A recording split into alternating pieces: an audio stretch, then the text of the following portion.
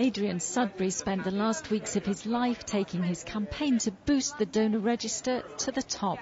The Prime Minister gave him his backing. Now, fulfilling Adrian's dying wishes, are the volunteers who'll be going into schools with his message.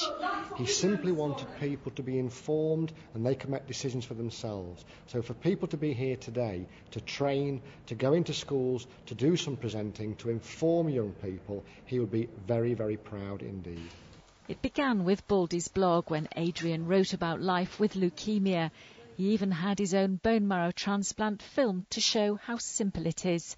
The nurse who treated him is now one of the volunteers. It was Adrian's big dream, and we talked about it a lot while he was an inpatient and afterwards. And being a transplant coordinator, I often see that there are many patients that we don't find donors for. Others involved in Register and Be a Lifesaver include cancer patients, their families and people who were simply inspired by Adrian's courage. Andy Gill from West Yorkshire has already donated bone marrow and saved a life. I got this fantastic card from a guy to say that he was now fighting fit and all was going well, and that I'll be in his thoughts for the rest of his life, and you cannot put a price on something like that. The volunteers are ready to talk to sixth formers about joining the register to give blood, bone marrow and organs for transplant.